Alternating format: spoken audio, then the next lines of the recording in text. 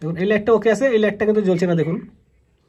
এবার আসুন এই লাইটটা আমাদের ঠিক করাতে হবে বা রিপেয়ার করতে হবে।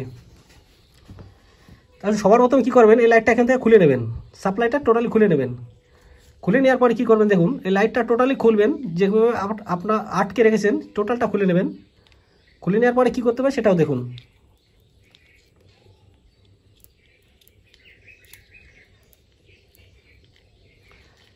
এবার কী করেন বন্ধুরা, এখান থেকে টোটালটা হালকা করে এভাবে চেক করবেন যে কোনো ওয়্যার এখানে ডিসকানেক্ট হয়ে আসে কিনা বাবা কেটে আসে কিনা। টোটালটা একটু চেক করবেন, ব্যস্ত হবেন না, আস্তে আস্তে চেক করবেন, কারণ এই ওয়্যার কিন্তু অত্যন্ত পাতলা বা সরু হয়ে থাকে। দেখুন এভাবে আস্তে আস্তে চেক করুন যে কোথাও কোনো ওয়্যার ডিসকানেক্ট হয়ে আসে কিনা বা কেটে আসে কিনা, ওইটাকে সবার প্রথম ওইটাকে নজর দেবেন। তারপর দেখাচ্ছি সেটা কিভাবে রিপেয়ার করবেন বা সঠিক করবেন কিভাবে, সেটাও আপনাদের দেখাচ্ছি। দেখুন দেখুন এখানে একটা ওয়্যার কেটে আছে, দেখুন দেখুন বন্ধুরা এখানে কিন্তু একটা ওয়্যার কেটে আছে, দেখুন এই একটা ওয়্যার কেটে আছে, অর্থাৎ এর অপোজিট মাথা বা অপোজিট যে লেগটা আছে সেটা এখানে থাকার কথা।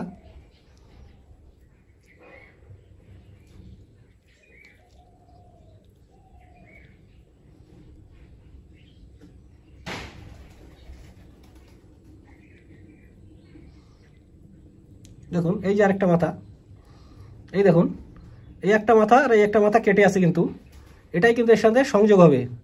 তা এই ধরনের যে রাইস এলইডিগুলো হয়, এই সবচেয়ে বেশি কমন প্রবলেম দেখা যায় যে এটাই, যে কোনো একটা ডিসকানেক্ট হয়ে আসে বা কেটে আসে।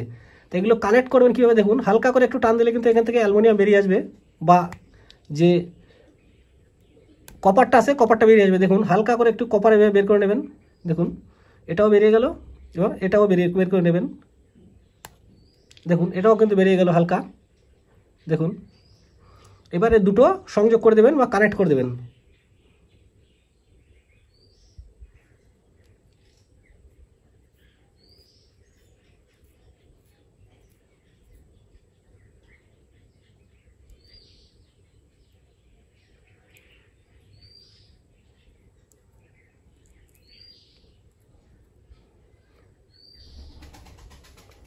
দেখুন কানেক্ট করা হয়ে গেল। দেখুন এবার করবেন কি, এখানে একটা ইনসুলেশন টেপ দিয়ে এটাকে সুন্দরভাবে আটকে দেবেন।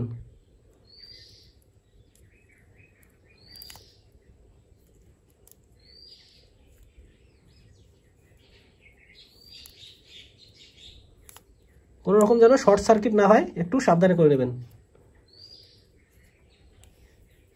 ব্যাস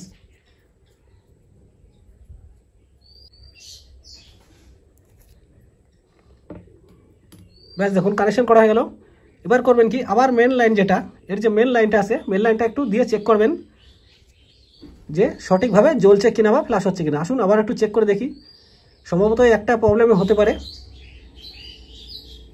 দেখুন লাইটটা কিন্তু ওকে হয়ে গেছে। দেখুন তো এইভাবে চেক করবেন, যদি একটা প্রবলেম হয়ে থাকে একটা জয়েন্ট করে দেবেন, জয়েন্ট করে দিয়ে যদি না হয়, আপনারা অন্য যদি কোনো লিকেজ থাকে বা কোনো জায়গায় অন্য কোথাও কেটে থাকে ডিসকানেক্ট হয়ে থাকে, এইভাবে আপনারা জুড়ে বা টেপ দিয়ে একটা ইনসুলেশন টেপ দিয়ে কানেকশন করে জুড়ে নিলেই কিন্তু আপনার লাইটটা আবার পুনরায় ব্যবহারযোগ্য করতে পারবেন। আসলে এই লাইটটা আমাদের ওকে হয়ে গেল। এবার এই পাশে যে লাইটটা আছে এটাও একটু চেক করব। দেখুন এটা একটু আগে খুলে নিই, এই দুটো একটু খুলে নেব। এটা একটু কানেকশন করে একবারে জ্বালিয়ে দেখাই, আপনাদের বুঝতে সুবিধা হবে আপনাদের।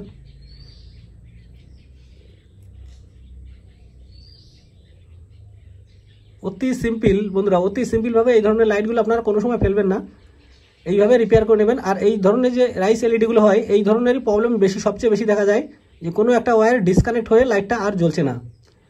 আসুন এবার আমরা এই গ্রিনটা এবার চেক করব।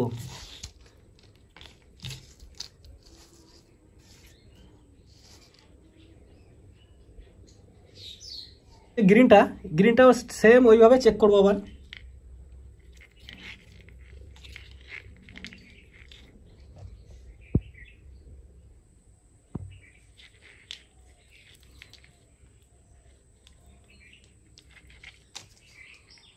এবার আসুন বন্ধুরা, এই যে গ্রিনের যে লাইনটা, আমরা দেখুন এসি লাইনের যেটা মাথাটা, এই মাথাটা আগে সকেটে দিয়ে দেখবো লাইনটা জ্বলছে কিনা।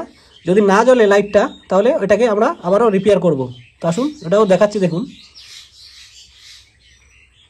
দেখুন এটা কিন্তু ঠিক আছে, এই লাইনটা কিন্তু জ্বলছে। তা যে লাইটগুলো আপনারা দেখবেন যে এইভাবে কেটে আসে বা ডিসকানেক্ট হয়ে আসে, সেইগুলো আপনারা অতি সিম্পলভাবে এইভাবে রিপেয়ার করে নিতে পারবেন। তা আজকে আপনাদের দেখালাম যে এই ধরনের যে রাইস এলইডিগুলো হয়ে থাকে, যেটা একবার বা প্রথম বছর আমরা ইউজ করি, দ্বিতীয় বছর কিন্তু আর সেটা ফ্ল্যাশ হয় না বা জ্বলে না। তো এই ধরনের যে রাইস এলইডিগুলো হয় আপনারা কখনো কিন্তু ফেলবেন না, অতি সিম্পলভাবে ঘরে বসে আপনারা এইভাবে রিপেয়ার করে নিতে পারবেন।